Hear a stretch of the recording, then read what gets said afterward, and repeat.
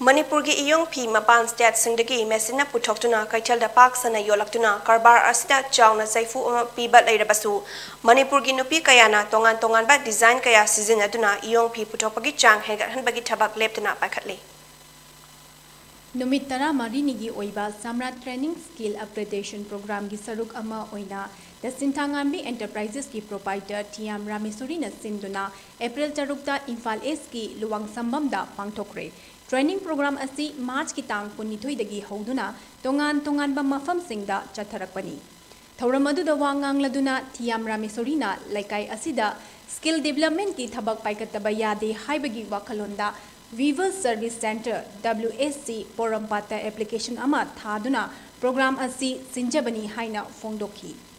Weaver Service Center WSC Guwahati ke Journal Director Northeast as Bandyopadhyay Development Commissioner for Handloom New Delhi ke Additional Development Commissioner Vivek Kumar Bajpai amadi WSC Imphal ke Deputy Director HK Baro Yollaktuna training program adu inspection taubaga loinana training asigidamak thagatpasu phongdoklamki loinana trainee singnasu thawai hakchang yauna anau design sing sem sabada training asidagi kanaba fangle haina the Sinthangambi Enterprises ki proprietor Tiam Ramesorina phongdokhi amasi ki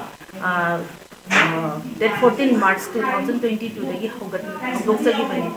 adu hujik si marap chalakpasi manungda abagi Delhi dagi amadi Guwahati dagi ADC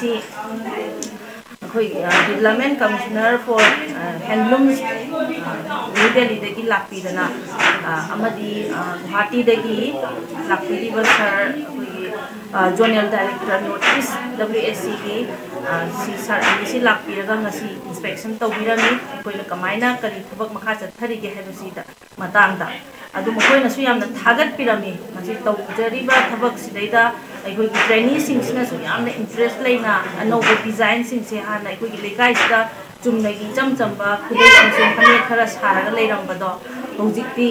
anau design mayam ama training sidagi kanaba phange haidana mkhoi harauba adagi mkhoi su sarami ba posi ubada lakpiriba sir ani sina su aduki matik thagat pirami mahakna makha taraduna mioiba asi masil amadi haitaba yade haibagi wakhalonda laikai asida leiriba nupi singdagi hoduna lamdam asida leiriba nupi singda training asi pinaba workshil ama sabasu pami haina mahakna makha tana phongdokhi anau kari makha sathani haiba matamda aina dying haiba sisu gaudaba yade koina seliba cotton amadi silk singse setba matamda suba chamba se haihandaba yade nupi singda habda adu bisu matangda koina thajaba makha tan training makha chathana su haibirami aduna yamna nungai makoi lakpidana aina tawbirisa encourage tawbiba weaver singsidaida makoi da su encourage tawbiba amadi chumnagi phi sabadu khakta natte ba seida phangiba idea se koi moina sariba training manung sida su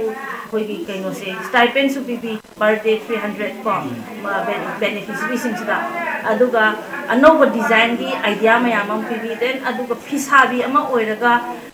phisabi ne haina wakhal handaraga leiroidabani phisabi na kaidobo yai kadi